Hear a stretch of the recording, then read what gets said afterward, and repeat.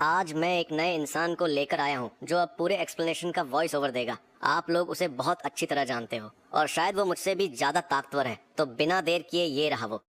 ओए सुनो, मैं हूँ तुम्हारा लाल सूट वाला बकचोद हीरो। आज एक्सप्लेनेशन इतना मजेदार होने वाला है कि तुम्हारा स्क्रॉल करना भी इलीगल लगेगा। तो मुंह बंद रखो, वॉल्यूम बढ़ाओ और चलो शुरू करते हैं। क्योंकि मैं असली और नकली अमीर घराने के वारिसों वाले ड्रामे देख देख कर पक चुका था, इसलिए अमीर खानदान में वापस आते ही सबसे पहले मैंने उन चारों बहनों से साफ साफ कह दिया जो उस नकली भाई मुशवान को बचा रही थी। मैंने कहा, अगर तुम लोग मुझे अपना सगा भाई नहीं मानती तो मेरा भी तुम लोगों को बहन मानने का कोई इरादा नहीं है।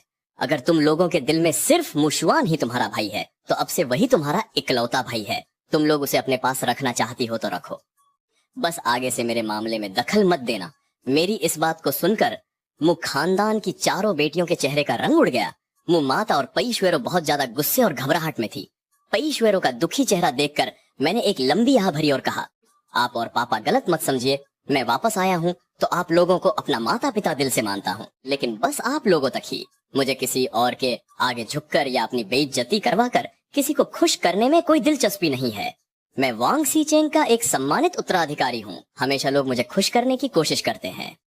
ये नौबत कभी नहीं आई कि मुझे अपनी गरिमा गिराकर किसी और को खुश करना पड़े। चूंकि मैंने अब मुचेन का शरीर ले लिया है तो ये मेरी जिम्मेदारी बनती है कि मैं उनके साथ न्याय करूं। मुँह माता और पईश्वेरो ने मुझे दिल से अपनाया है, इसलिए मैं भी उन्हें अपने माता पिता की तरह सम्मान दूंगा और उनकी सेवा करूंगा। बाकी लोगों का क्या करना है वह मैं हालात देखकर तय करूंगा। तभी खामोशी के बीच अचानक किसी के सिसकने की आवाज आई। मेज पर बैठे सभी लोग चौंक गए। देखा तो मुशवान की आंखें लाल थीं और वह रोते हुए बोला, पापा मम्मी दीदियों मुझे माफ कर दो, सब मेरी गलती है।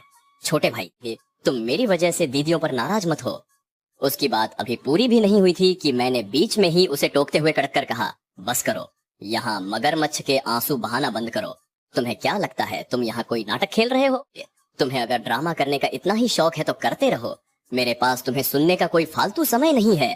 आखिर तुम चाहते क्या हो? अगर तुम्हें लगता है कि तुम्हारी वजह से परेशानी है तो ठीक है, मैं ही यहाँ से चला जाता हूँ और तुम लोग अपनी सुखी फैमिली के साथ रहो। मेरी इन बातों ने मुशवान को बुरी तरह चुप करा दिया। उसका चेहरा गुस्से और शर्म से लाल पड़ गया और वह एक शब्द भी नहीं बोल पाया। तभी मैंने कहा, शाओचेन, तुम, ये बच्चा क्या बकवास कर रहा है? यह तुम्हारा असली परिवार है, तुम ऐसे कैसे कह सकते हो कि तुम चले जाओगे? पेईश्वेरो ने हड़बड़ी में कहा और मेरा हाथ कसकर पकड़ लिया, जैसे उसे डर हो कि मैं नाराज होकर सच में चला जाऊंगा। यह हमेशा से तुम्हारा घर रहेगा, तुम्हें जो अच्छा लगे तुम वो कर सकते हो। इस घर में किसी को भी तुम्हें कुछ कहने का हक नहीं है। यह कहते हुए उन्होंने अपनी बेटियों को एक तीखी नजर से घूरा। वाकई बेटियां तो बस कर्ज चुकाने के लिए पैदा होती हैं। मुफू ने भी अपनी बेटियों को गुस्से में देखा और कहा, बिल्कुल सही, तुम ही इस घर के मालिक हो। जिसे तुम पसंद नहीं वो खुद यहाँ से चला जाए। आगे से तुम जैसे चाहो वैसे रहो। मैं देखता हूँ कि अब तुम्हारी किसी भी बात पर कौन आपत्ति जताता है। मुफू दंपत्ति का यह रवैया मुझे काफी पसंद आया। कम से कम ये दोनों लोग तो समझदार निकले। अगर ये दोनों भी नासमझ होते और अपने सगे बेटे को छोड़कर गोद लिए हुए बेटे का पक्ष लेते तो भविष्य में मेरा इनके प्रति रवैया काफी ठंडा होता। मकसवान शर्मिंदा था, उसे बुरा भी लग रहा था और वह दुखी भी था। उसका मन कर रहा था कि वह अभी इसी वक्त यहाँ से गायब हो जाए, लेकिन उसमें ऐसा करने की हिम्मत नहीं थी। वह अब मुझ परिवार का छोटा बेटा नहीं रहा, अब वह बस एक गोद लिया हुआ बेटा है जो दूसरों के घर में पल रहा है। ये सोचकर उसका मन और भी उदास हो गया। पेईश्वेरो ने मकसवान को देखते हुए उसे सांत्वना दी। छोटे शुआन, तुम यहाँ रोना बंद करो। इस बारे में हमने पहले बात नहीं की थी क्या? मकसुआन मकसुआन है और तुम ही रहोगे। तुम दोनों के बीच कोई टकराव नहीं है। तुम बस चैन से घर में रहो। मकसुआन अभी भी सिसकियां ले रहा था। मुझे बस अपने भाई के लिए बहुत बुरा लग रहा है। खाना खाते हुए मैंने अचानक अपना हाथ रोक दिया। तुम्हारी यह नाटकबाजी खत्म होगी या नहीं? मुझसे तो कह रहे हो कि तुम्हें बुरा लग रहा है, पर मैंने तुम्हें खुद से मुझ परिवार छोड़कर जाते हुए तो नहीं देखा। अगर तुमने यहाँ रहने का फैसला कर ही लिया है तो बस ये दुखी चेहरा बनाना बंद करो। तुम्हें इस तरह देखना सच में बहुत अजीब लगता है। यह बहुत ही घिनौना है और मैं तुम्हारा सगा भाई नहीं हूँ, इसलिए आगे से मुझे मेरे नाम से ही बुलाना। मैं समझ सकता हूँ कि मुशवान क्या चाल चल रहा है। वह बस अपनी मासूमियत का ढोंग कर रहा है ताकि सब उस पर तरस खाएं और उसका बचाव करें। यह घटिया हथकंडे मेरे सामने बिल्कुल नहीं चलने वाले। अगर उसे नाटक करने का इतना ही शौक है तो करने दो, लेकिन अगर वह अपनी हद पार करेगा और तमीज नहीं दिखाएगा तो फिर मुझे मेरे माता पिता का लिहाज रखने की भी जरूरत नहीं पड़ेगी। मुशवान के चेहरे के हाव भाव पल भर में जम गए, जैसे किसी ने सबके सामने उसे जोरदार तमाचा मार दिया हो। उसका चेहरा गुस्से से कभी नीला तो कभी लाल हो रहा था। वह अंदर ही अंदर गुस्से से पागल हो रहा था, लेकिन सबके सामने कुछ कह नहीं सकता था। जिस तरह से मैंने सबके सामने उसे खरी खोटी सुनाई थी, अगर वह अब भी अपनी मासूमियत का ढोंग करता तो यह बहुत बनावटी लगता। मुयुवेई 4 बहनों में सबसे छोटी है और उसका स्वभाव भी सबसे ज्यादा चिड़चिड़ा है। यह देखकर वह तुरंत मुशुआन का बचाव करने के लिए आगे बढ़ी, लेकिन पास खड़ी मु वांटिंग ने उसे जोर से पकड़कर रोक लिया। मु वांटिंग मुझे सामने बैठे हुए देख रही थी। उसकी आंखों में जिज्ञासा और गहराई थी। उसे लग रहा था कि यह छोटा भाई वाकई में कुछ अलग है। मु वांटिंग की आंखों में एक चमक आई और उसने कहा, घर वापस आने पर तुम्हारा स्वागत है। मम्मी पापा ने बिल्कुल सही कहा, आज से यही तुम्हारा असली घर है। तुम अपने मन में कोई गलत फहमी मत पालना। हम चारों बहनें तुम्हारे घर वापस आने से बहुत खुश हैं। मैंने एक ठंडी नजर उसकी तरफ डाली और कोई जवाब नहीं दिया। अपनी बड़ी बेटी को इस तरह पहल करते हुए देखकर मु वांटिंग के चेहरे पर थोड़ी संतुष्टि दिखी। उसने मुड़कर पास खड़े नौकर को इशारा किया कि खाना परोसना जारी रखें। आज उन लोगों ने रसोई में बड़े दावत का इंतजाम किया है। तरह तरह के पकवान बनवाए हैं, सिर्फ इसलिए क्योंकि उन्हें पता नहीं था कि मुझे क्या पसंद है। तभी मु वांटिंग को अचानक कुछ याद आया और उसने बेपरवाही का नाटक करते हुए पूछा, पापा, वैसे ये श्याओ चेन पहले कहाँ रहता था? उसके पुराने परिवार वाले कहाँ हैं? और भविष्य में हमें इन रिश्तों को कैसे संभालना होगा? ये सवाल पूछते ही उसने देखा कि मुफू का चेहरा थोड़ा बदल गया। मु वांटिंग के मन में हलचल हुई। उसने कहा, पापा, आप अचानक चुप क्यों हो गए? क्या इस बात में कोई परेशानी है? अब तो हम सब एक परिवार है, तो भाई का मसला हमारा अपना मसला है। आपको हमसे कुछ भी छुपाने की जरूरत नहीं है। इस तरह तो हम चैन से खाना भी नहीं खा पाएंगे। मैंने धीरे से टिश्यू पेपर उठाया और अपने होंठ पोंछते हुए कहा, अगर आप जानना चाहती हैं तो सीधे मुझसे ही पूछ लीजिए। मुझे बचपन में ही एक बूढ़े ताओवादी गुरु ने गोद ले लिया था। मैं हमेशा एक जर्जर से ताओवादी मंदिर में रहा हूँ। वो मंदिर एक सुनसान पहाड़ी पर बना था। वहाँ हालात बहुत खराब थे और आसपास कोई आता जाता भी नहीं था। मैं और मेरे गुरु बमुश्किल अपना पेट भर पाते थे, इसलिए मैंने कभी स्कूल में पढ़ाई नहीं की। लिखना पढ़ना मैंने अपने गुरु से मंदिर में ही सीखा था। बचपन से लेकर अब तक मैं ज्यादा पहाड़ से नीचे नहीं उतरा। 3 महीने पहले मेरे गुरु का देहांत हो गया, क्योंकि उनकी उम्र काफी हो गई थी। उनके जाने के बाद मैं उस मंदिर में अकेला ही रह रहा था, जब तक कि पापा ने मुझे ढूंढ नहीं लिया और फिर मुझे यहाँ लेकर आए। थोड़ा रुककर मैंने अपनी बात पूरी की। वो मंदिर अब पूरी तरह से बंद हो चुका है, क्योंकि अब मैं वहां नहीं हूँ। बेशक अगर कभी मेरा मन किया तो मैं वापस जाकर अकेले रह सकता हूँ। मैंने बस चंद शब्दों में अपनी पुरानी जिंदगी का ब्यौरा दे दिया। मेरी आवाज पूरी तरह शांत थी। बातों में न कोई शिकायत थी और न ही कोई पछतावा। ना तो कोई शिकायत थी और ना ही किस्मत को कोई दोष। लेकिन पई शुएरो और मु परिवार के लोग यह सुनकर बेहद दुखी थे। पति पत्नी की आंखें अनायास ही नम हो गई। मु वांटिंग और उसकी तीनों बहनें भी स्तब्ध थी और उनके मन में मिलीजुली भावनाएं थी। उन्हें उम्मीद नहीं थी कि उनका अपना भाई जब उनसे दूर था तब उसने इतना कुछ सहा होगा। मु युवई को तो अपने किए पर बहुत पछतावा हो रहा था। उसे लगा कि उसका पहले वाला व्यवहार वास्तव में बहुत गलत था। मुस्वान ने मन ही मन खुद को कोसा और सोचा कि मैं बहुत ही शातिर इंसान हूँ। उसे लगा कि मैंने जो कुछ भी कहा वह जानबूझकर सहानुभूति बटोरने के लिए एक नाटक है। उसके मन में तुरंत माफी मांगने का ख्याल आया, लेकिन फिर उसे मेरा सख्त रवैया याद आ गया। उसने अपने शब्द वापस ले लिए और अपनी चतुराई दिखाते हुए बोला, देखो चेन, अब तुम घर वापस आ गए हो तो आगे की जिंदगी यकीनन बहुत अच्छी होगी। तुम अभी इस घर में नए हो और तुम्हें चीजें समझने में वक्त लगेगा। अगर तुम्हें किसी भी चीज की जरूरत हो या कुछ समझना आए तो बेझिझक मेरे पास आ जाना। मैं पूरी कोशिश करूंगा कि तुम्हारी मदद कर सकूं। अगर तुम्हें बुरा ना लगे तो मैं तुम्हें बाहर घुमाने ले जा सकता हूं, ताकि तुम आसपास के माहौल से जल्दी घुल मिल सको। मैंने बस इतना कहा, ठीक है, तुम्हारा शुक्रिया। पेई शुएरो ने मेरा हाथ कसकर पकड़ लिया और उनकी आंखों में मेरे लिए गहरा दुख और पछतावा साफ झलक रहा था। मैंने उनसे कहा, माँ, मुझे कुछ नहीं हुआ। मैं अपने गुरु के साथ वहाँ बहुत अच्छा था। हालांकि वहां रहने की सुविधाएं थोड़ी कठिन थी, लेकिन तावादी मंदिर बहुत शांत और सुखद था। मेरे गुरु मुझे बहुत प्यार करते थे, इसलिए बचपन से लेकर अब तक मैंने वास्तव में बहुत खुशी से समय बिताया है। मैंने जो अभी कहा वह पूरी तरह सच था, क्योंकि असली मुंह चेन पहले। सच्चाई तो यह है कि वह बहुत खुशी से रह रहा था इतने सालों तक। हालांकि ताओवादी मठ के हालात बहुत अच्छे नहीं थे, लेकिन उसके गुरु ने हमेशा उसे बहुत प्यार दिया था और अपनी क्षमता के अनुसार उसे सब कुछ सबसे अच्छा देने की पूरी कोशिश की थी। मठ में आमतौर पर कोई आता जाता नहीं था, इसलिए आसपास के लोगों के साथ रिश्ते बहुत ही सरल और स्पष्ट थे। उसकी रोज की जिंदगी बहुत आजाद थी। बचपन में जब वह अकेला महसूस करता तो पीछे वाले पहाड़ पर जानवरों के साथ खेलने चला जाता था। वह अकेले भी पहाड़ पर बहुत मजे करता था। उसकी जिंदगी बिना किसी चिंता या परेशानी के बीत रही थी। मुचेन ने एक बार कहा था कि उसे कभी भी अपनी जिंदगी दुखद नहीं लगी। उसके लिए असली दुख तब था जब उसके गुरु बीमार पड़ गए और बीमारी इतनी गंभीर हो गई कि उन्हें बचाना नामुमकिन था। उसके गुरु ही इस दुनिया में उसके अपने थे, उसकी सभी भावनाओं और मानसिक सहारे का आखिरी ठिकाना थे। यह पहली बार था जब उसने अपनों को खोने का दर्द महसूस किया था। गुरु के निधन के बाद वह अकेले ही मठ में रहने लगा। उसके आसपास कोई ऐसा नहीं था जिससे वह अपने दिल की बात कह सके। वह हर दिन बहुत अकेला और उदास रहता था।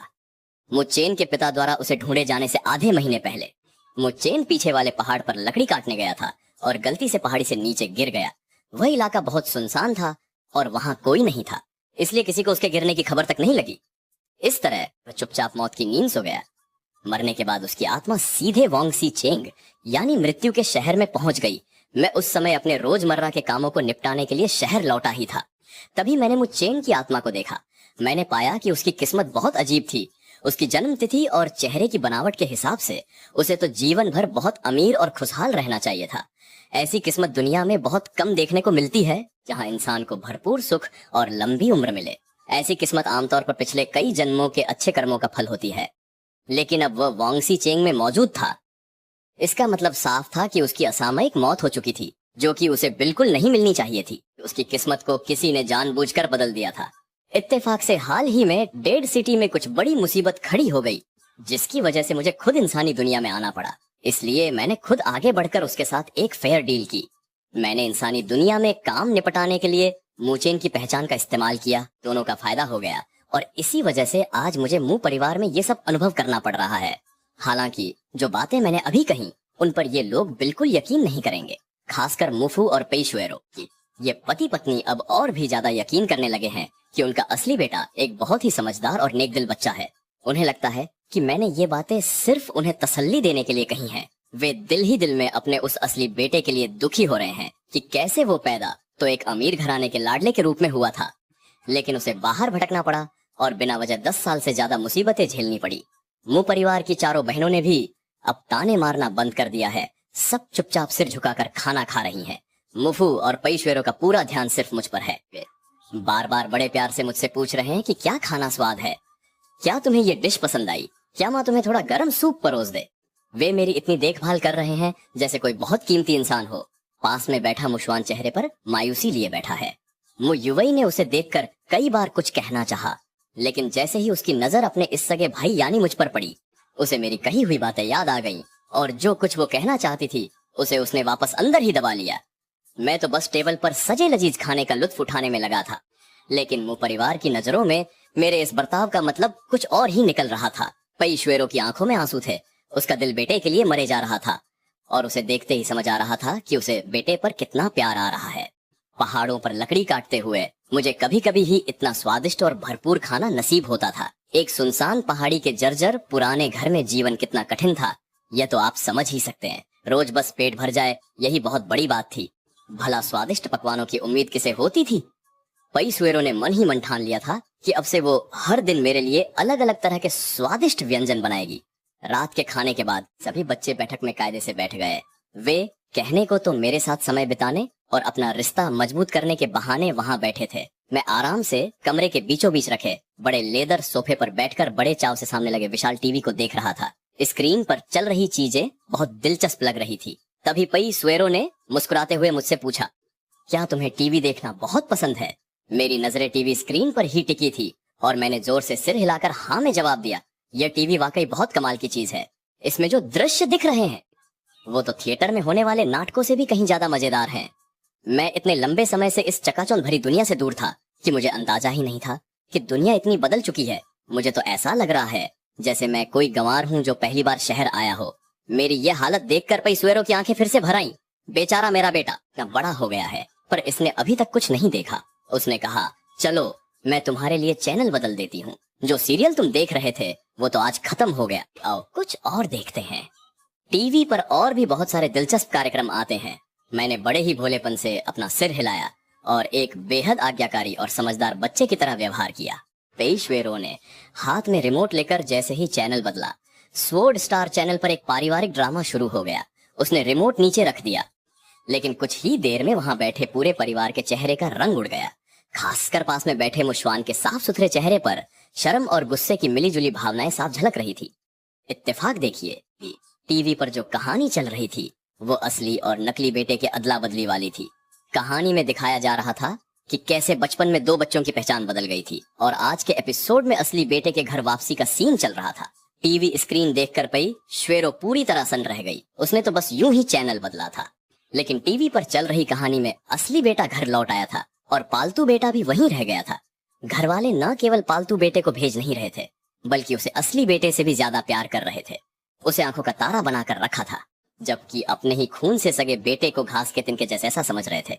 लिविंग रूम में अचानक एक अजीब सा तनाव फैल गया, और हद तो तब हो गई जब मैंने अनजाने में ही कमेंट कर दिया, अरे इस दुनिया के लोग भी अजीब हैं, अपने असली बेटे को प्यार करने के बजाय पराये बेटे पर इतना लाड क्यों लुटा रहे हैं।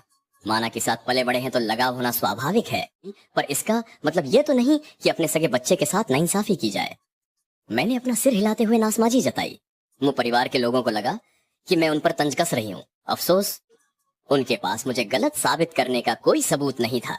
हालांकि उन्होंने मुशवान को घर से निकाला तो नहीं था, लेकिन यह सच था कि उन्होंने कभी उसे अपना लाड प्यार नहीं दिया और न ही उसे कभी प्राथमिकता दी।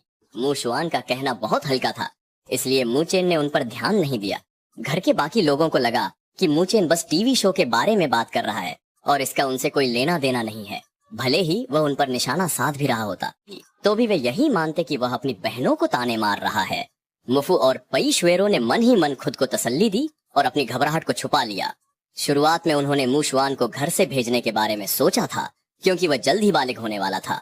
उनका इरादा था कि बाहर उसके लिए एक फ्लैट खरीद दे, हर महीने खर्चा भेजें और उसकी पढ़ाई पूरी करवाएं। लेकिन उनकी बेटियों ने इसका कड़ा विरोध किया। वे सब भी भावुक हो गए थे। मुफू ने अपनी बेटियों को गुस्से में घूरा। मुशवान के लिए वहां रुकना मुश्किल हो गया था। वह अपना चेहरा ढककर सिसकते हुए वहां से भागा और सीधे ऊपर चला गया। मैंने हैरानी से उनकी तरफ देखा और पूछा, अब इसे क्या हुआ? मुयुवई का चेहरा गुस्से से लाल था और वह कुछ बोलने से खुद को रोक रही थी। पई श्वेरो ने बनावटी मुस्कान के साथ कहा, कुछ नहीं, शायद वह अभी नई स्थिति में ढल नहीं पाया है। मैंने अपनी भौहें सिकोड़ी और कहा, तो क्या अब से मैं जब भी घर आऊंगा यह ऐसे ही रोता रहेगा? यह तो बहुत परेशान करने वाला है। पई श्वेरो को यह सुनकर झटका लगा और वह अंदर से थक गई। मुयुवई अब खुद को और नहीं रोक पाई और बोली, क्या तुम यह सब जानबूझकर कर रहे हो? मैंने तुरंत अपनी नजरें घुमाई और मासूमियत से पलके झपकाते हुए पूछा, क्या जानबूझकर? मुयुवई ने दांत पीसते हुए मुझे देखा और कहा, तुमने अभी उसे जानबूझकर उकसाया है। मम्मी पापा पहले ही कह चुके हैं कि वे तुम्हारी भरपाई करेंगे, फिर तुम किस बात से असंतुष्ट हो? क्या मुशवान को घर से निकाल कर ही तुम्हें खुशी मिलेगी? अब मुझे पूरी बात समझ में आ गई थी। मैंने रिमोट मेज पर फेंका, सीधा खड़ा हुआ और मुयुवई को ठंडी निगाहों से देखते हुए कहा, तो क्या तुम चाहती हो कि मैं अपने उस प्यारे छोटे भाई के लिए रास्ता साफ करके यहाँ से चला जाऊं? क्या मैं अपने ही घर में अपनी बात भी नहीं कह सकता? बात करते समय मुझे इस नकली छोटे भाई के मूड का भी ख्याल रखना पड़ता है। ये कहकर मैं वहां से निकल पड़ा और लिविंग रूम में सन्नाटा छा गया। माँ गुस्से में झपट कर छोटी बेटी के पास गई और उसे कुछ कहा, जिसके बाद मुयुवई बार बार माफी मांगने लगी। मैं बोला, मैं तुम सबको चेतावनी दे रहा हूँ, अगर आगे से मुचेन के साथ ऐसा बर्ताव किया तो मैं तुम सबको घर से बाहर निकाल दूंगा। मेरा चेहरा बेहद गंभीर हो गया था। तुम सबको यह समझना होगा कि मुचेन तुम्हारा सगा छोटा भाई है, एक ही माँ की कोख से पैदा हुआ तुम्हारा अपना भाई। मुचेन और मुशवान की पहचान बदलने के मामले में मुचेन पूरी तरह निर्दोष है, वह मुशवान से कहीं ज्यादा मासूम है। मैंने आगे कहा, तुम लोग सिर्फ मुशवान की फिक्र करते हो कि उसे दुख ना हो, लेकिन यह क्यों नहीं सोचते कि इन सालों में तुम्हारे सगे भाई ने कितना दुख झेला है। तुम लोग मुशवान का साथ देते हो, मैं समझ सकता हूँ, लेकिन तुम्हें यह साफ साफ समझना होगा कि मुचेन ने कोई गलती नहीं की है और वह तुम में से किसी का भी कर्जदार नहीं है। ये बात मैं सिर्फ एक बार कह रहा हूँ। इसके बाद अगर किसी ने मुचेन को दुखी किया तो याद रखना, मैं खाल उधेड़ कर रख दूंगा। मुयुवई के चेहरे की मांसपेशियां फड़क गईं। उसे महसूस हुआ कि यह सीधे सीधे उसी के लिए कहा गया है। मुआंतिंग ने बात संभालते हुए कहा, पापा आप चिंता मत कीजिए, हम अपनी सीमाओं को समझते हैं। उसने आज की घटना को लेकर सफाई दी। हमें लगा था कि आप लोग इतनी जल्दी वापस नहीं आएंगे, इसीलिए हमने उसका मुकाबला देखने का वादा कर लिया था। अगर हमें पता होता कि आप लोग इतनी जल्दी आ जाएंगे तो मैं कभी भी मुकाबला देखने नहीं जाती। मुरुओलान और मुयाक्विन ने भी सिर हिलाया। ये दोनों जुड़वा बहनें थी। माँ और मुशवेरो का चेहरा काला पड़ा हुआ था। वे वहां से चली गईं और लिविंग रूम में चारों बहनें एक दूसरे का मुंह ताकने लगी। मुरुओलान रुकते हुए बोली, बड़ी दीदी क्या तुम्हें नहीं लगता कि हमारा ये भाई अब थोड़ा बदल गया है? मुहवंतीन को अपने घर लौटे भाई के बारे में सोचने में काफी समय लग गया। उसका स्वभाव वाकई काफी अलग है। आज रात की बातों को याद करते हुए उसने गहरी सहमति में अपना सिर हिलाया। वो ऐसा लड़का है जो कभी किसी का नुकसान बर्दाश्त नहीं करता। उसकी जुबान ऐसी है कि सामने वाले की बोलती बंद कर दे, लेकिन ऐसा लगता नहीं कि वह जानबूझकर किसी को परेशान करना चाहता है। वह बस वही बोल देता है जो उसके मन में होता है, किसी बनावट या घुमाव फिराव के। उसका स्वभाव थोड़ा ज्यादा ही सीधा है। तभी उसे अपने दूसरे भाई का ख्याल आया और उसकी भौहें तन गईं। मुहशुआन वाकई बहुत ज्यादा संवेदनशील है। अगर उसने अपना नजरिया नहीं बदला और चीजों को सही ढंग से नहीं समझा तो आगे चलकर उसे ही सबसे ज्यादा दुख और नुकसान होगा। जैसा कि पिताजी ने अभी कहा, भले ही हम उसके साथ 10-12 साल रहे हैं और हमारा गहरा लगाव है, लेकिन हम अपने सगे भाई के लिए बार बार उसी को प्राथमिकता नहीं दे सकते। इसलिए उसे अपना स्वभाव बदलना ही होगा। मुवंतीन ने मुड़कर मुयुवई की तरफ देखा और कहा, तुम्हारा मुशुआन के साथ सबसे ज्यादा लगाव है और तुम दोनों की उम्र में भी ज्यादा फासला नहीं है। तुम ही उसे समझाओ कि वह ज्यादा न सोचे। मुचेन वापस आया है तो जाहिर है कि मम्मी पापा उसे ज्यादा प्यार करेंगे। यह तो स्वाभाविक है, लेकिन इसका मतलब यह बिल्कुल नहीं है कि वे उसे मुशुआन को कम प्यार करते हैं। वह भी तो उनका बेटा ही है। मुहयुवई भले ही नौजवान और गुस्सैल है, पर वह बेवकूफ बिल्कुल नहीं है। उसने गंभीरता से सिर हिलाया और कहा, मैं समझ गया। और सुनो, मुवंतीन ने अपना लहजा सख्त करते हुए बड़ी बहन होने का पूरा रौब दिखाया। आगे से मुचेन के साथ तुम्हारा बर्ताव अच्छा होना चाहिए, वरना याद रखना मैं तुम्हें बख्शूंगी नहीं। सबसे छोटी बहन को नसीहत देने के बाद मुवंतीन उठकर अपने कमरे में चली गई। मुह रोलान और मुह याकिन ने एक दूसरे की तरफ देखा और वहां से चल दी। मुह युवई गुस्से से भर गया था। यह क्या मुसीबत है? गलती तो सबकी थी, तो फिर अंत में सारी जिम्मेदारी मेरे सिर पर ही क्यों मर दी गई? मुझे इससे कोई फर्क नहीं पड़ता कि नीचे खड़े लोग क्या सोच रहे हैं। कमरे में घुसते ही मैंने दरवाजा बंद कर लिया। यह कमरा मेरे माता पिता ने बहुत प्यार से तैयार किया है और इसकी सजावट बेहद शानदार है। यहाँ का डिजाइन और हर एक चीज बिल्कुल वैसी ही है जैसा एक जवान लड़का पसंद करता है। शुक्र है कि यह गुलाबी रंग का नहीं है, वरना ऐसे कमरे में मैं शायद पूरी रात सो नहीं पाता। जैसे ही मैं कमरे में दाखिल हुआ, मुझे हवा में कुछ अजीब सी हलचल महसूस हुई। मैंने धीरे से अपना हाथ लहराया और पूरे कमरे के चारों ओर एक सुरक्षा कवच बना दिया ताकि बाहर किसी को भी मेरी गतिविधियों का शक न हो। अगले ही पल कमरे में अचानक एक आदमी प्रकट हुआ। उसने काले रंग का लबादा पहन रखा था और चेहरे पर एक छोटा सा भूतिया मुखौटा लगा था। वह मेरे सामने आया और एक घुटने पर बैठकर झुक गया। मैंने उसे देखकर अपनी भौहें सिकोड़ी और पूछा, प्रिंस, तुम यहाँ क्या कर रहे हो? सवाल पूछते ही मेरे मन में कुछ बुरा होने का एहसास हुआ। जैसा मैंने सोचा था उसने जवाब दिया, सिटी लॉर्ड ने मुझे एक संदेश देने के लिए भेजा है। बड़ी बहन वापस वांगसी सिटी लौट गई हैं। मैंने सोचा वह तो हमेशा छठी डैन में रहती थी, फिर इतने लंबे समय से वांगसी सिटी नहीं लौटी। तो आखिर ऐसा क्या हुआ कि मेरे इंसानी दुनिया में आते ही वह वापस लौट गई? यहाँ आने से पहले मुझे उम्मीद थी कि काम खत्म होते ही वो सीधे अपने ठिकाने पर लौट जाएंगी, पर किसे पता था कि किस्मत को कुछ और ही मंजूर है। मैं जैसे ही यहाँ से निकला, उनके कदम पीछे पीछे वांगसी सिटी की ओर मुड़ गए। उनकी दी हुई चेतावनी याद करके मेरे मन में थोड़ी घबराहट हुई।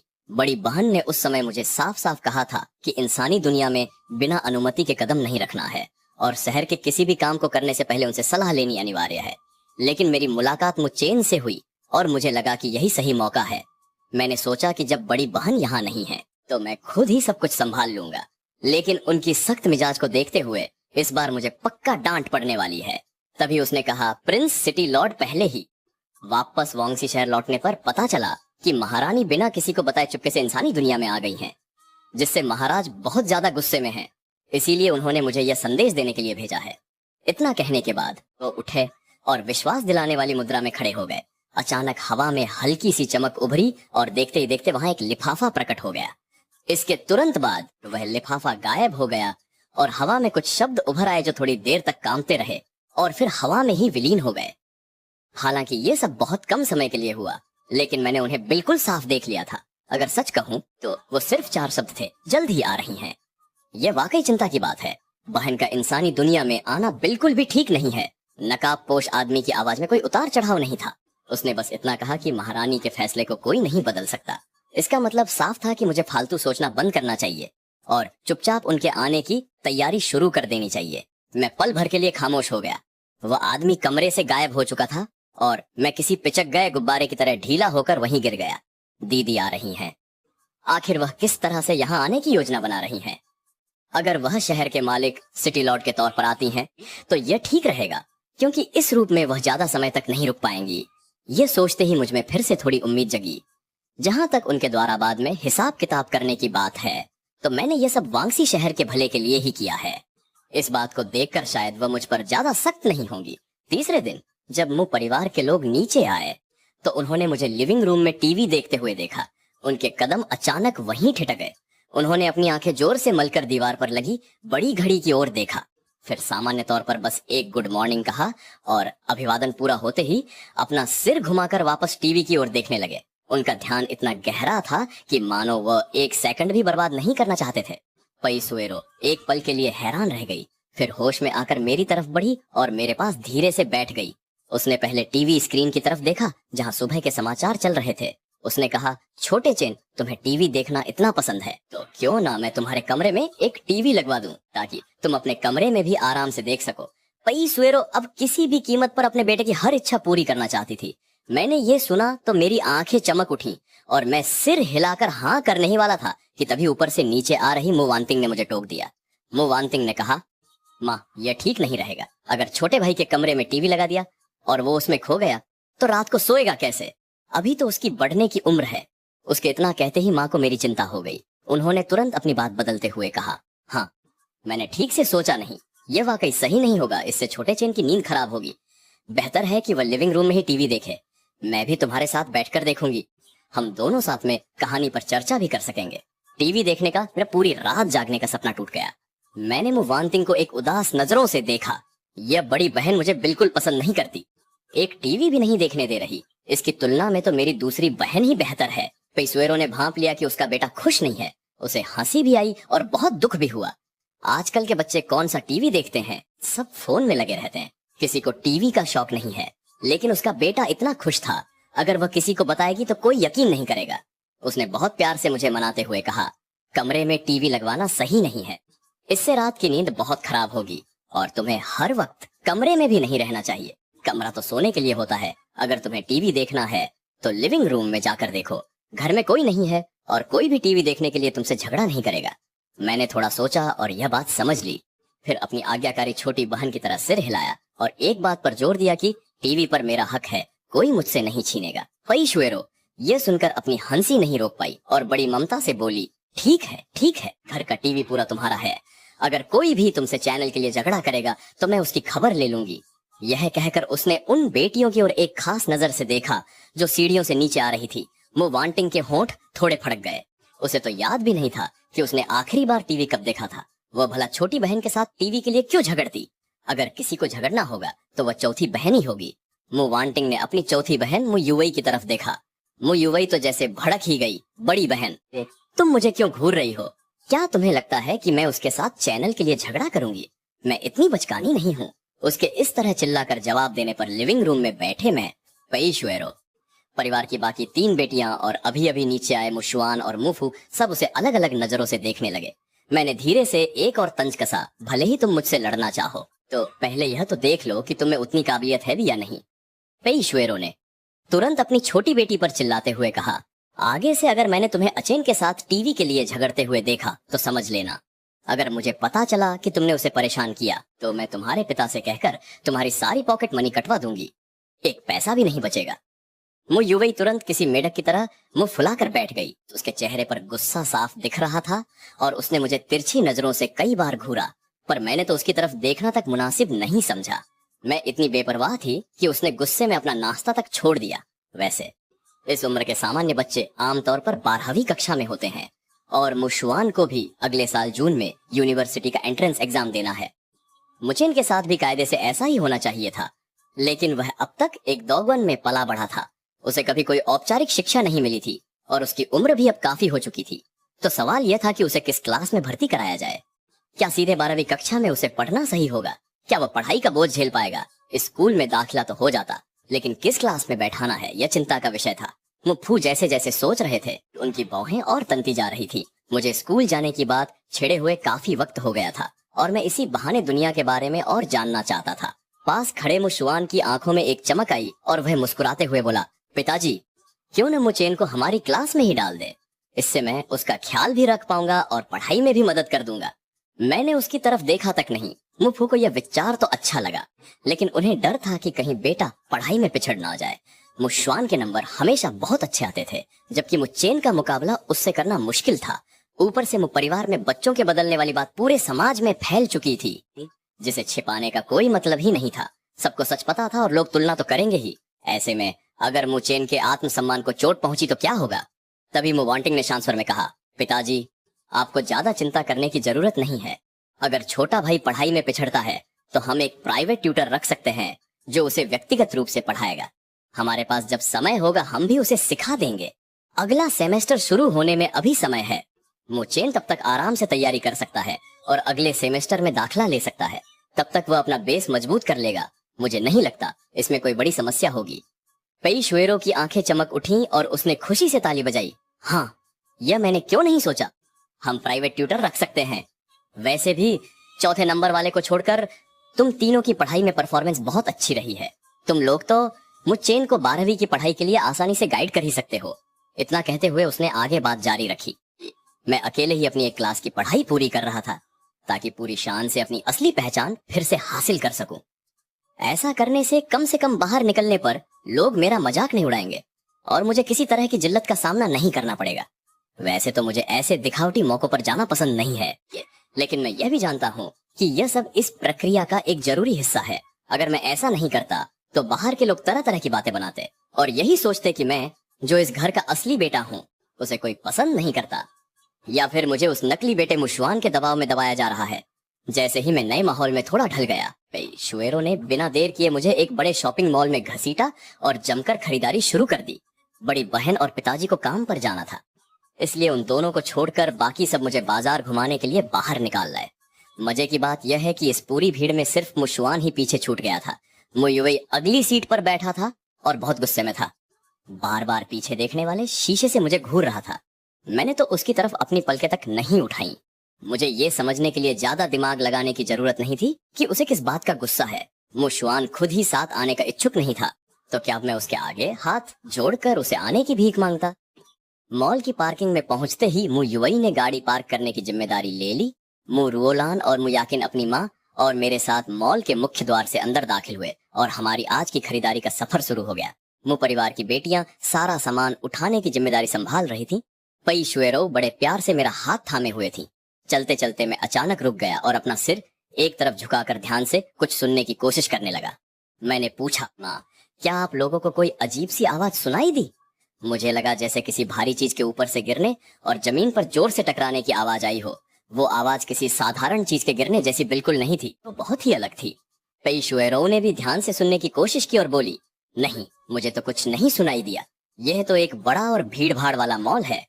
अगर कोई आवाज जाई भी होगी तो वो लोगों के शोर में दब गई होगी। हम बात कर ही रहे थे कि मुरोलान का ध्यान सामने की ओर गया, जहाँ से धीरे धीरे चीखने की आवाजें आनी शुरू हो गई थी। उसने कहा, माँ, लगता है आगे कुछ गड़बड़ हो गई है। मेरी आंखों में एक चमक सी आई और मैंने तुरंत पेई शुएरो की कलाई पकड़ ली। मैंने कहा, माँ, चलिए चलकर देखते हैं क्या हुआ है। किसी के कुछ कहने या रोकने से पहले ही मैं माँ का हाथ पकड़कर तेजी से भीड़ को चीरते हुए उस तरफ दौड़ पड़ा। बाकी बहनें वहीं एक दूसरे का चेहरा देखती रह गईं। मुयुई गाड़ी पार्क करके वापस आई और बुदबुदाई, ये इतनी उत्सुक क्यों हो रही हैं? मुरोलान ने उसे तिरछी नजर से देखा और बोली, अगर मैंने तुम्हारी ये बात सुन ली तो फिर से डांट पड़ेगी। मुयुई ने अपनी आंखें घुमाई और चुप हो गई। मुयाकिन ने गंभीरता से कहा, हमें भी जल्दी चलकर देखना चाहिए। अगर वाकई में कोई बड़ी मुसीबत हुई तो माँ और छोटे भाई के लिए खतरा हो सकता है। यह कहते ही उसने कदम बढ़ा दिए। मुरोलान भी उसके पीछे तेजी से चल पड़ी और मुयुई धीरे धीरे उनके पीछे हो ली। इधर पेई शुएरो अपने बेटे के साथ आगे बढ़ रही थी। तेजी से चलते हुए हम जल्दी ही भीड़ वाली जगह पर पहुंच गए। अपने बेटे को भीड़ में घुसने की कोशिश करते देख उसके होठों पर एक हल्की सी मुस्कान आ गई। सच कहूं तो पता ही नहीं चला, छोटा चेन जो आम तौर पर इतना शांत और गंभीर दिखता है तो असल में इतना ज्यादा उत्सुक बच्चा है। अरे वाह, ये तो उसे और भी ज्यादा प्यारा बना देता है। लेकिन जैसे ही पेई शुएरो ने सामने का नजारा देखा, उसका चेहरा एकदम सफेद पड़ गया। डर के मारे वह चीख पड़ी और उसने बिना सोचे समझे मुझे अपने पीछे छिपा लिया। उसे लगा कि इतना काफी नहीं है, तो उसने तुरंत मुड़कर मेरी आंखों पर हाथ रख लिया ताकि मैं सामने का वह डरावना मंजर न देख सकूं। मॉल के अंदर एक बहुत ही भयानक हादसा हो गया था। मैं तो बस हालात देखना चाहता था। फिर उसने मेरी आंखें क्यों ढक दी? असल में मैं नर्क, पाताल लोक से आया हूँ। इसलिए मैं एक नजर में ही बता सकता हूँ कि इस इंसान की मौत कैसे हुई है। अगर यह सच में एक अकाल मृत्यु है तो उसे मेरी वांगसी सिटी मृत्यु लोक में जाना होगा। वैसे भी वहाँ पहले से ही बहुत ज्यादा भीड़ हो चुकी है। वहाँ के लोग तो अब मेरे ही अधीन हैं। मैंने धीरे से पई शुएरो का हाथ हटाते हुए बहुत ही शांत स्वर में कहा, माँ अब मैं बच्चा नहीं हूँ, मुझे डर नहीं लग रहा है।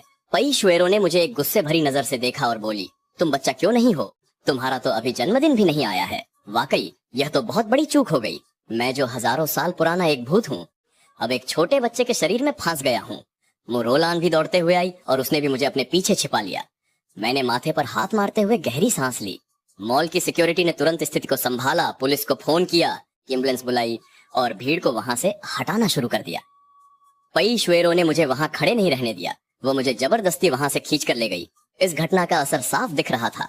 पई शुएरो ने जो भी सामान लेना था ले लिया और फिर उसने सोचा कि अब घर वापस चलना ही बेहतर है, बाकी खरीदारी किसी और दिन करेंगे। लाइगुआंग मॉल में ऐसी जानलेवा घटना हो जाने के बाद वाकई बहुत बुरा महसूस हो रहा है। मैंने अपनी माँ और बाकी लोगों से कहा, आप लोग पहले कार में जाकर मेरा इंतजार करें, मैं जरा गलियारे में ताजी हवा लेने जा रहा हूँ। पई शुएरो मेरे साथ चलना चाहती थी, लेकिन मैंने उसे पूरी तरह मना कर दिया। मैं कोई 3 साल का बच्चा तो हूँ नहीं कि मुझे ताजी हवा लेने के लिए भी किसी की साथ की जरूरत पड़े। मैं गलियारे की ओर चल पड़ा। जब मैं खिड़की के पास खड़ा था तभी एक नौजवान आदमी वहां से गुजरा। मुझे खिड़की के पास देखकर वह थोड़ा चौंक गया और अपना सिर झुकाकर तेजी से आगे बढ़ गया। मेरी नजरें उसकी पीठ पर टिकी थीं। मैंने अपनी नाक से हवा को थोड़ा सूंघा और मुझे मौत की एक हल्की सी गंध महसूस हुई। मैंने जानबूझकर खिड़की के पास थोड़ा और समय बिताया। वह आदमी जल्द ही वापस लौट आया। मुझे अभी भी वहां खड़ा देखकर वह हैरान रह गया। शायद उसे उम्मीद नहीं थी कि मैं अभी भी वहीं हूँ। मैंने इत्मीनान से उसके करीब आने का इंतजार किया और फिर एक बार ध्यान से सूंघा। अब मुझे पक्का यकीन हो गया था कि मौत की वह गंध उसी के शरीर से आ रही थी। हालांकि महक बहुत हल्की थी, फिर भी मैंने उसे गौर से देखा। तभी वह बोला, क्या देख रहे हो? कभी हैंडसम लड़का नहीं देखा क्या? उसे जैसे ही मेरे देखने का एहसास हुआ वह ऐसे भड़क गया जैसे किसी ने उसके जख्म पर पैर रख दिया हो। वह तुरंत चिढ़कर बोला और घबराहट में तेजी से कदम बढ़ाते हुए वहां से दूर चला गया। उसके चलने के अंदाज में साफ साफ डर और झिझक झलक रही थी। क्या उसने खुद किसी का खून किया है? पहला वाला अंदाजा लगाना तो मुश्किल है, लेकिन दूसरा वाला मामला एकदम साफ और सीधा लगता है। मेरे दिमाग में फौरन मॉल में ऊपर से गिरी उस लड़की का ख्याल आया और मैंने शांत भाव से कहना शुरू किया। ताली बजाकर मैं वहां से चल दिया। कार में बैठी पई शुएरो बहुत बेचैन थी। अभी जो डरावना हादसा हुआ था उसने उसके मन में एक अजीब सी घबराहट पैदा कर दी थी। उसे डर था कि कहीं उसका बेटा, जिसे उसने अभी अभी वापस पाया है, किसी मुसीबत में ना पड़ जाए। जब तक वे सुरक्षित घर नहीं पहुंच गए उसका दिल धड़कता रहा। घर पहुंचने के बाद उसने जल्दी ही मॉल वाली घटना को भुला दिया और सामान व्यवस्थित करने में लग गई। मैं घर पहुंचते ही सोफे पर पसर गया और टीवी ऑन करके मजे से फिल्में देखने लगा, जैसे मैं कोई बहुत बड़ा टीवी का शौकीन हूँ। मुरोलान और मुयाकिन अपने कमरे में होमवर्क करने चली गईं। दोनों बहनें पढ़ने में बहुत तेज हैं और अगले साल वे कॉलेज के 4थे साल में होंगी, इसलिए पढ़ाई का काफी बोझ है। मुयावई सबसे खाली थी। वह ड्राइंग रूम के सोफे पर आराम से बैठ गई और अपनी माँ को ऊपर के फ्लोर पर काम करते हुए देखने लगी। उसे बैठे बैठे शरारत सूझी और उसने मुझे ताना मारते हुए कहा, देहाती इंसान, टीवी में क्या देख रहे हो? कभी दुनिया नहीं देखी क्या? अब मेरी नजरें टीवी स्क्रीन पर ही टिकी थी, लेकिन मैंने उसकी बात सुनकर सिर हिलाया और बहुत ही सहज भाव से स्वीकार कर लिया। हाँ, मैं बचपन से गहरे पहाड़ों में एक आश्रम में पला बढ़ा हूँ, इसलिए वाकई मैंने दुनिया नहीं देखी। सच तो यह है कि मैं वांगसी सिटी का राजकुमार हूँ। मेरी बहन ने सारा काम मुझ पर डाल दिया था, जिससे मैं इतना व्यस्त रहता था कि मुझे इंसानी दुनिया की छोटी मोटी बातों की खबर रखने का वक्त ही नहीं मिलता था। बस ऊपर ऊपर से थोड़ी जानकारी थी, लेकिन अब चूंकि मैंने मुचेन की पहचान अपना ली है तो मुझे इस दुनिया को जल्दी से समझने की जरूरत है। मुझे लगता है कि टीवी देखना सबसे आसान तरीका है। बिना घर से बाहर निकले पूरी दुनिया की खबर मिल जाती है। कितना आसान है ना? मुयावई का गला जैसे रुक सा गया। उसने मुझे घूरते हुए कहा, तुम पक्का जानबूझकर ऐसा कर रहे हो, है ना? तुम जानबूझकर ऐसी बातें कह रहे हो ताकि हमें शर्मिंदा महसूस हो और हमें लगे कि हमने तुम्हारे साथ बुरा किया है, ताकि इस घर में तुम्हारी जगह पक्की हो जाए। मुयावई पास ही बैठी बड़बड़ा रही थी। मैंने उसे एक नफरत भरी नजर से देखा, जैसे कोई किसी बेवकूफ को देखता है। तभी मेरी नजर सीढ़ियों से नीचे आ रही माँ पर पड़ी और मैंने बिना किसी झिझक के जोर जोर से शिकायत करना शुरू कर दिया। माँ, देखो मुयावई फिर से मुझे बुरा भला कह रही है। वो मुझे गवार कह रही है और कह रही है कि मैं जानबूझकर आप लोगों को शर्मिंदा कर रही हूँ ताकि आपको मुझ पर तरस आए। क्या उसे मुझसे इतनी नफरत है कि वो मुझे इस घर से निकालना चाहती है? मुंह युवई की आंखें फटी की फटी रह गईं। उसे तो लगा जैसे उसका खून ही खौल उठेगा। वो कुछ बोल पाती इससे पहले ही माँ ने उसके कान जोर से मरोड़ दिए। शांत हो जाइए माँ, प्लीज आप शांत हो जाइए, आप इसकी बातों में मत आइए। मैंने ऐसा कुछ भी नहीं कहा। मुंह युवई दर्द से कराह रही थी, लेकिन फिर भी सफाई देने की कोशिश कर रही थी। मैंने अपनी उंगली उसकी तरफ दिखाई और अपने गाल फुलाकर बिल्कुल सही तरीके से मासूमियत और दुख का नाटक करते हुए कहा, इसी ने अपने मुंह से ये सब कहा है। इसने मुझे गवार कहा और बोला कि मैंने आज तक टीवी भी नहीं देखा है। मैंने तो पहले ही से बता दिया था कि मैं पहाड़ों में पली बड़ी हूँ, इसलिए दुनियादारी से अनजान होना स्वाभाविक है। लेकिन फिर भी ये मुझे नीचा दिखाने लगी। मुंह युवई कुछ बोलने के लिए मुंह खोलती, लेकिन वो सचमुच यही बातें तो कह रही थी, बस उसका मतलब वो नहीं था जो मैं दिखा रही थी। माँ चिल्लाई, लगता है तुम्हारी खाल में खुजली हो रही है, मेरे साथ आओ, आज मैं तुम्हें बताती हूँ कि कैसे तमीज से बात करते हैं। यहाँ खड़े होकर छोटे भाई का टीवी मत खराब करो। इस बार पेशुएरो बिल्कुल भी नरम नहीं पड़ी। उन्होंने जोर से उसके कान खींचे और उसे एक तरफ ले गई। उन्होंने ठान लिया था कि इस लड़की को आज सबक सिखाना ही होगा। उन्हें समझ नहीं आ रहा था कि आखिर इस बच्ची को क्या हो गया है। वो तो मुंबई को इतना प्यार करती थी, उसे किसी कीमती रत्न की तरह रखती थी। फिर जैसे ही छोटी चेन वापस आई, वो हर बात पर उससे झगड़ने क्यों लगी, जबकि चेन ही उसका सगा भाई है, एक ही माँ की औलाद। इतनी समझ तो उसे होनी ही चाहिए। लगता है मैंने इसे कुछ ज्यादा ही कम सबक सिखाया है। मैंने ठंडी नजरों से दर्द में कराहती हुई मुंह युवई की तरफ देखा। मेरे मन में उसके लिए रत्ती भर भी हमदर्दी नहीं थी। मैंने उसे एक बेहद घमंडी नजरों से देखा, जिसे देखकर मुंह युवई गुस्से से पागल हो गई और ऐसा लगा मानो वो अभी फट पड़ेगी। मुझे पूरी तरह समझ आ गया था कि मुझ परिवार की इन चारों बेटियों में से मुंह युवई का दिमाग सबसे कम चलता है। वो इतनी मूर्ख है कि उसे सुधारना नामुमकिन है। मेरा ध्यान फिर से टेलीविजन स्क्रीन पर आ गया। मैं न्यूज चैनल को एकटक देख रहा था, जैसे किसी चीज का बेसब्री से इंतजार कर रहा हूँ। जैसा मैंने सोचा था, लोकल न्यूज चैनल पर शॉपिंग मॉल वाली घटना दिखाई गई। आज सुबह करीब 11 बजे झोंगजिंग सीजन्स मॉल में एक लड़की के गिरने की दुर्घटना हुई। एक जवान महिला मॉल में हादसे का शिकार होकर बुरी तरह घायल हो गई थी और अस्पताल में इलाज के दौरान उसने दम तोड़ दिया। पुलिस अभी भी गिरने के असल कारण की जांच कर रही है। क्या वो सच में मर गई? मैंने अपनी आंखें थोड़ी सिकोड़ी। मुझे कॉरिडोर में मिला वो आदमी याद आने लगा। वो भी लगभग उसी उम्र का था और बहुत घबराया हुआ और डरा हुआ लग रहा था। सबसे बड़ी बात, उसके शरीर से मौत की बू आ रही थी। क्या उस आदमी का मृत लड़की से कोई रिश्ता था? वो लड़की हादसे का शिकार हुई, उसने आत्महत्या किया, फिर उसका मर्डर किया गया। मेरा मन तो कर रहा था कि मैं अभी उसी जगह जाऊं और खुद जांच करूं कि उसकी मौत किस्मत से हुई या किसी ने उसे मारा। लेकिन मैं अभी अभी मुझ परिवार में वापस आया हूं। मुझे इस शहर के बारे में कुछ भी नहीं पता है। अकेले बाहर निकलने का मतलब मुसीबत को दावत देना है। यह सोचकर मैंने फिलहाल अपना इरादा बदल दिया। न्यूज खत्म होने के बाद मैं धीरे धीरे खड़ा हुआ और दूसरी तरफ चलने लगा। बड़े अच्छे इंसान होने का नाटक करते हुए मैंने कहा, माँ आप इसे और मत डांटिए। असल में जो उसने अभी कहा वो गलत भी नहीं था। मेरी बात अभी पूरी भी नहीं हुई थी कि मुझ युवई का पेट गुस्से से भर गया। गुस्से में चिल्लाते हुए उसने कहा, तुम्हारी इस दिखावटी भलाई की मुझे कोई जरूरत नहीं है। ये सुनते ही मानो मधुमक्खी के छत्ते में हाथ डाल दिया हो, जिसका गुस्सा पहले ही शांत होने वाला था। उस पेशवेरों का पारा 7वें आसमान पर पहुंच गया। वह बोली, शेन तुम इस बदतमीज लड़की की चिंता मत करो, इसकी खाल बहुत मोटी है। अगर इसकी हड्डियां भी टूट जाएं तो भी इसे कुछ नहीं होगा। माँ ने तुम्हारे लिए किचन में कुछ पौष्टिक बनाया है, जाकर देखो कहीं जल न जाए। पेशवेरों का अपने बेटे के लिए इतना लाड़ प्यार देख। मैंने मुझ युवई पर सहानुभूति भरी नजर डाली और मजे से किचन की तरफ चल पड़ी। मुझ युवई को लगा कि मैं उसका मजाक उड़ा रही हूँ। उसने मेरी पीठ पर ऐसी नजरें गड़ाई जैसे मुझे भस्म कर देगी, लेकिन तभी पेशवेरों ने उसे रंगे हाथों पकड़ लिया। आज मुझ युवई को किसी भी हाल में सब सिखाना ही था। मैं अभी यही सोच रही थी कि उस दिन कॉरिडोर में मिले उस आदमी को कैसे ढूंढा जाए, तभी मौका खुद मेरे पास चलकर आ गया। मुझ परिवार एक बहुत बड़ी दावत आयोजित कर रहा था। शहर के लगभग सभी रईस और बड़े लोग इस पार्टी में आमंत्रित थे। दावत वाले दिन मुविला में जबरदस्त चहल पहल थी। चारों तरफ आलिशान डेकोरेशन और लोग नजर आ रहे थे। सजी धजी महिलाएं और महंगे सूट पहने हुए रईस आदमी छोटे छोटे समूहों में खड़े होकर बातें कर रहे थे। मैं तब तक अपने कमरे में ही रुकी रही, क्योंकि पेशवेरो नीचे मेहमानों की खातिरदारी में व्यस्त थी। उसने कहा था कि थोड़ी देर में आकर मुझे नीचे ले जाएगी ताकि सब सही तरीके से मेरा परिचय दे सके। मैंने अपनी सुंदर ड्रेस पहनी और समय देखकर कमरे से बाहर निकल आई। जब मैं मुशवान के कमरे के पास से गुजरी तो मेरे कदम ठिठक गए। मैंने अपने कान थोड़े पास किए। ये नहीं कि मैं चोरी छिपे उनकी बातें सुनना चाहती थी, लेकिन नीचे हो रहे शोर के कारण अंदर के लोग अपनी आवाजें थोड़ी तेज रखे हुए थे। और फिर मैं कोई आम इंसान तो थी नहीं, बस थोड़ा सा ध्यान लगाने पर ही मुझे मुंह से निकलने वाली आवाज और मुशवेन के साथ बात करने वाली महिला को मैंने तुरंत पहचान लिया। वो मेरी नाम मात्र की बड़ी चाची थी। इस बार की शानदार पार्टी के लिए राजधानी से मुँह परिवार के सभी लोग आए हुए थे।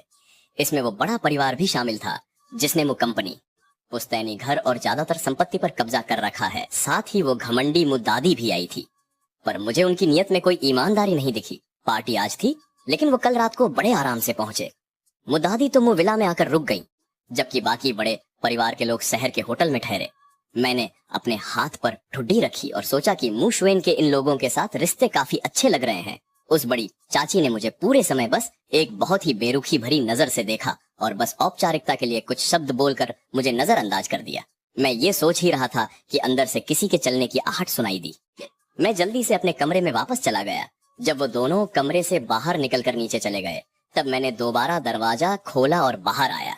तभी पई शुएरो मुझे ढूंढते हुए ऊपर आ रही थी। मुझे पूरी तरह तैयार देखकर वो मुस्कुरा दी। उनकी आंखों में मेरे लिए बहुत प्यार और हैरानी थी। उन्होंने कहा, चेन, आज तुम वाकई बहुत हैंडसम लग रहे हो। उनकी ये बात बिल्कुल सच थी।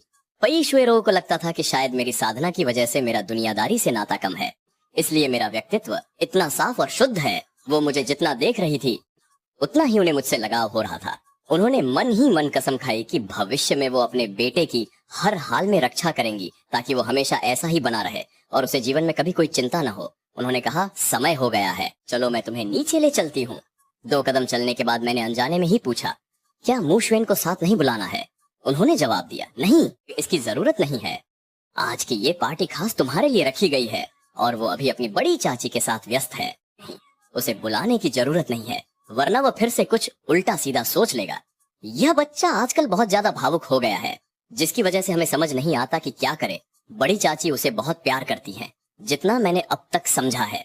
मेरे इस पिता और उनके बड़े भाई के बीच रिश्ते कुछ खास अच्छे नहीं हैं, वरना घर बंटने के बाद वे सीधे हाई सिटी आकर अपनी मेहनत से शुरुआत नहीं करते।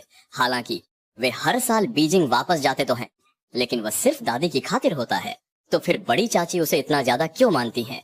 पई जूरो को इसमें कोई हैरानी नहीं लगी। उसने शांति से समझाते हुए कहा, तुम्हारे पापा के घर की स्थिति तुम जानते ही हो। उनके एक बड़े भाई और एक बड़ी बहन है। तुम्हारे बड़े चाचा और चाची का कोई बेटा नहीं है। ये कहते हुए पई जूरो की आंखों में पछतावा सा आ गया।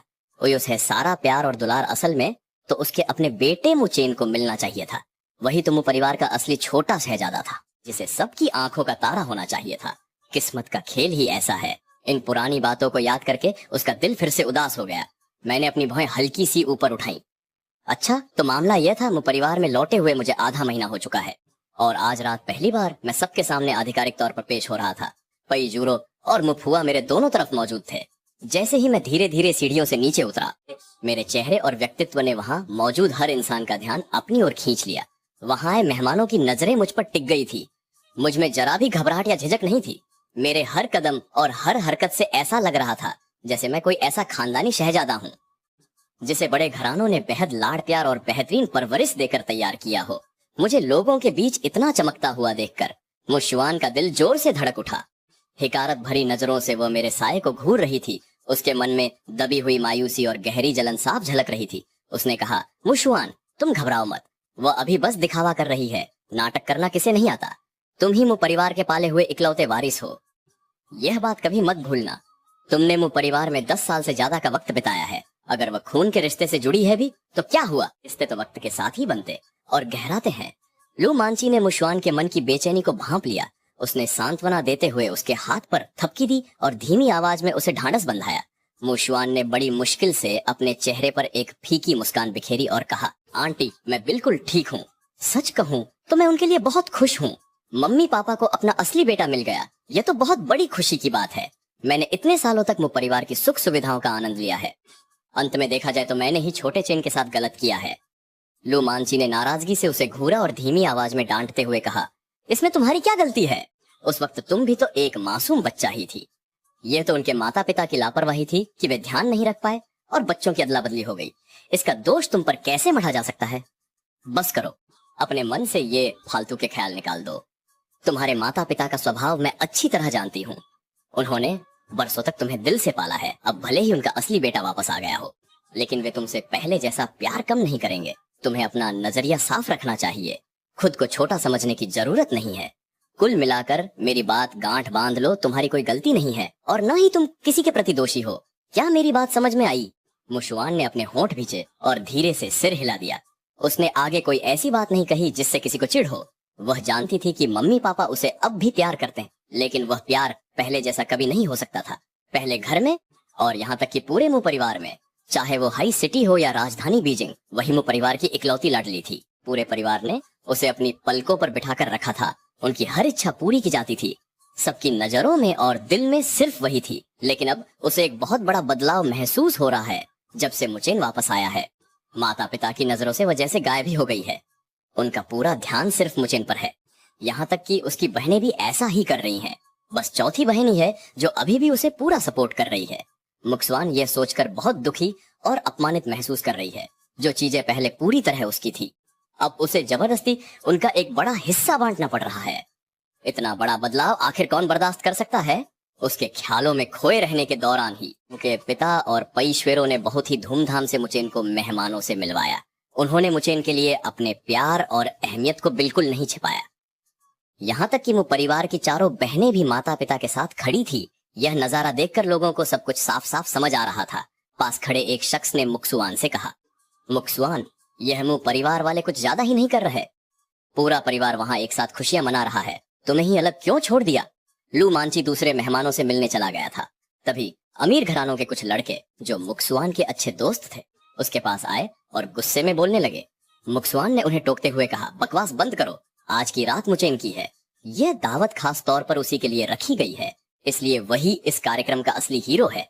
अगर मैं वहां जाकर खड़ी हो जाती तो कैसा लगता? सच तो यह है कि मुके पिता और पेशवेरों ने उसे अलग नहीं किया था। इससे पहले पेशवेरों ने खुद सुझाव दिया था कि मुक्सुआन भी साथ में मंच पर आए, लेकिन मुक्सुआन ने बहुत सख्ती से मना कर दिया।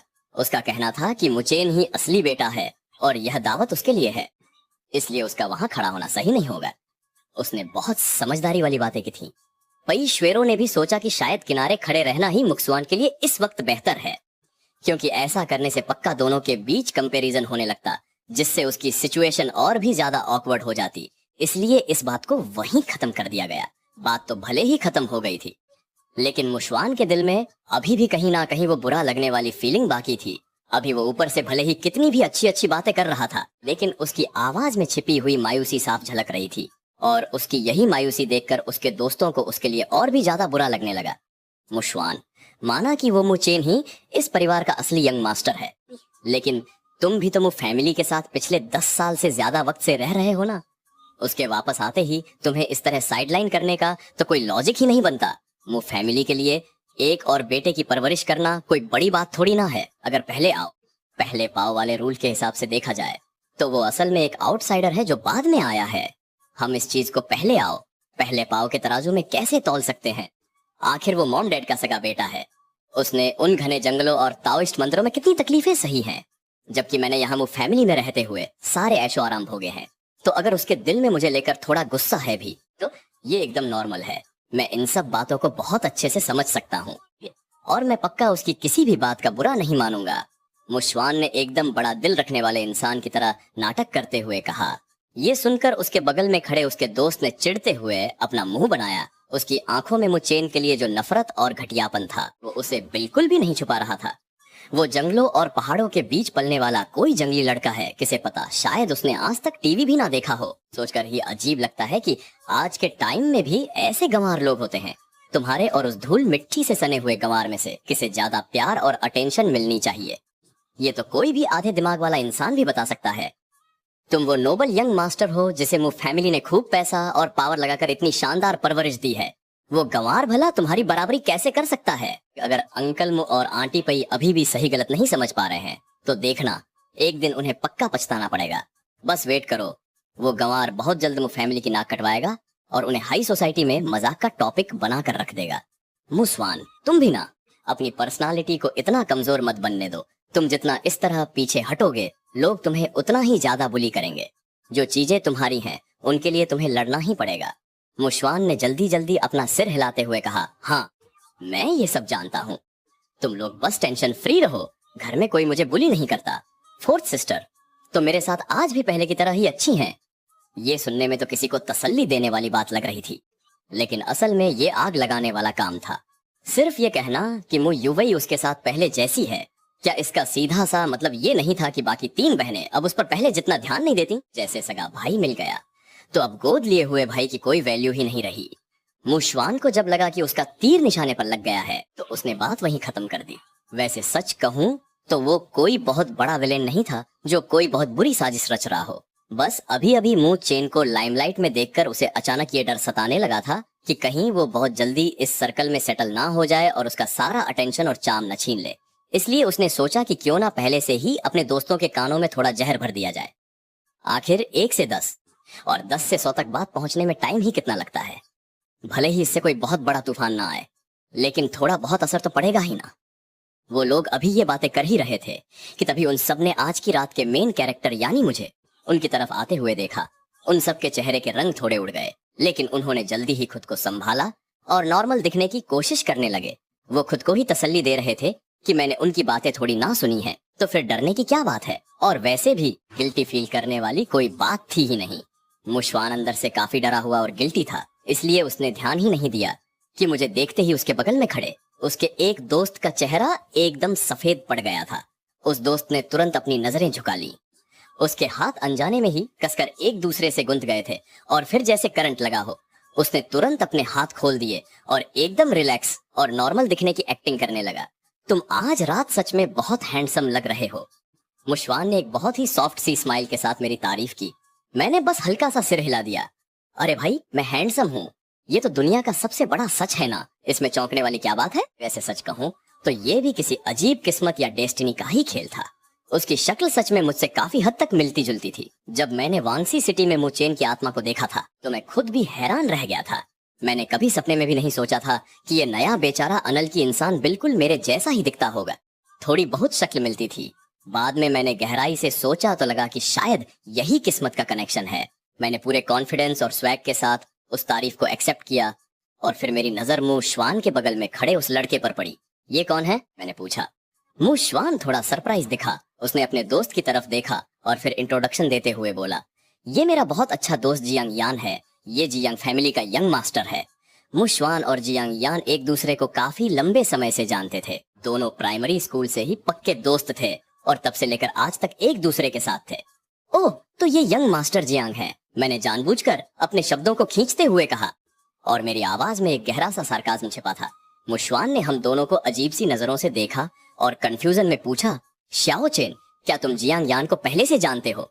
इससे पहले कि मैं अपना मुंह खोलता या कोई जवाब देता, जियांग यान ने तुरंत और काफी बेताबी से मना करते हुए कहा, नहीं, हम बिल्कुल नहीं जानते एक दूसरे को।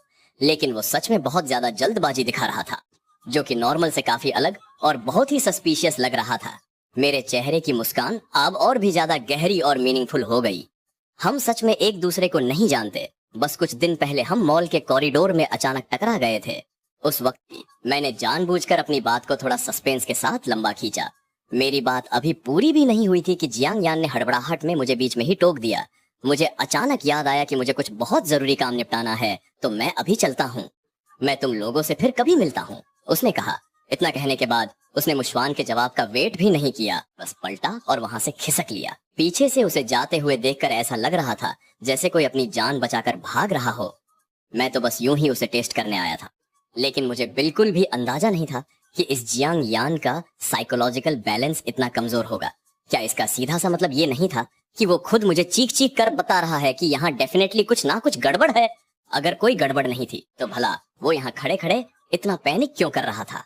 ये सोचते हुए मेरी नजरें अपने आप मुश्वान पर जा टिकी। मुझे इस तरह खुद को घूरते हुए देखकर मुश्वान की बॉडी एकदम अकड़ गई और ना जाने क्यों उसे अचानक से एक अजीब सी नर्वसनेस फील होने लगी। उसने हकलाते हुए पूछा, क्या क्या हुआ तुम्हारे इस दोस्त का? मैंने जानबूझकर बहुत धीरे धीरे बोला, जैसे मैं मुश्वान के सस्पेंस को और बढ़ाना चाह रहा हूँ। श्याओ चेन, वो अगर कभी जियांग यान से कोई गलती हो गई हो या उसने तुम्हें बुरा फील कराया हो तो प्लीज उसकी बातों को दिल पर मत लेना। उसका इरादा तुम्हें हर्ट करने का बिल्कुल नहीं था। वो असल में बहुत अच्छा इंसान है। मैंने एक बेपरवाह सी स्माइल दी और कहा, कोई बात नहीं, अब जब वो तुम्हारा इतना अच्छा दोस्त है तो किसी दिन उसे घर पर इनवाइट करो ना। मुश्वान एकदम से सन्न रह गया। उसने कुछ कहने के लिए मुंह खोला ही था, लेकिन मैंने उसे बोलने का कोई मौका ही नहीं दिया। मेरे ख्याल से परसों का दिन ठीक रहेगा। तुम उसे बुला लेना। मैं किचन स्टाफ को पहले से बोल दूंगा कि उसके लिए कुछ हाई क्लास डिजर्ट्स तैयार रखे, ताकि हम उसका अच्छे से वेलकम कर सके। परसों फर्स्ट ब्रांच वाले भी घर पर ही रहेंगे। मेरी आवाज से ऐसा बिल्कुल नहीं लग रहा था कि मैं उससे कोई राय ले रहा हूँ, बल्कि ये एक कोल्ड नोटिस की तरह था। इतना कहकर मैं पलटा और सीधे वहां से निकल गया। मैंने मुश्वान को मना करने का कोई चांस ही नहीं दिया। पीछे मुश्वान और उसके दोस्त बस एक दूसरे की शक्ल देखते रह गए। उनके दिमाग में हजारों सवाल घूम रहे थे। वैसे मेरा जियांग यान को इस तरह टारगेट करने के पीछे एक बहुत बड़ा रीजन था। उस दिन मॉल में मुझे उसके पास से मौत की अजीब सी स्मेल तो आई ही थी। साथ ही बाद में न्यूज में भी ये बताया गया कि उस दिन मॉल की बिल्डिंग से गिरकर जिस लड़की की मौत हुई थी वो महज एक एक्सीडेंट था। अगर वो सच में एक एक्सीडेंट होता तो कोई बात नहीं थी, लेकिन दिक्कत ये थी कि मैंने वहां एक बहुत गहरी डार्क एनर्जी और तड़प महसूस की थी। वो उसी लड़की की आत्मा का गुस्सा और नफरत थी जो बिल्डिंग से गिरी थी। भले ही मैं अभी इस मॉर्टल वर्ल्ड में हूँ, लेकिन जब भी सिटी ऑफ डेड में कोई नया मेंबर जुड़ता है तो मुझे नेचुरली उसका एहसास हो ही जाता है। वेन यीमो किसी झगड़े या लफड़े में फंस गई थी और आखिर में अनल की बिल्डिंग से गिरकर उसकी मौत हो गई, लेकिन असली सच को उन लोगों ने पूरी तरह से दबा दिया था। वैसे तो इस दुनिया में हर दिन ना जाने कितने लोग मरते हैं। कुछ की मौत नॉर्मल होती है तो कुछ की अननेचुरल, और ऐसा भी नहीं है कि हर अननेचुरल मौत को मैं फील कर सकता हूँ, लेकिन इस केस में कुछ तो बहुत अलग था। इसके लिए किसी खास कनेक्शन या ट्रिगर का होना जरूरी होता है। मुझे लगता है कि शायद उस दिन मॉल में मैं इत्तेफाक से उसी क्राइम सीन पर मौजूद था और मैंने मरने वाले को बहुत करीब से देखा था, इसीलिए मैं इतनी तेजी से उसके गुस्से और तड़प को फील कर पाया। वांगसी सिटी यानी वो जगह जहां एक्सीडेंट या अननेचुरल तरीके से मरने वालों की आत्माएं रुकती हैं।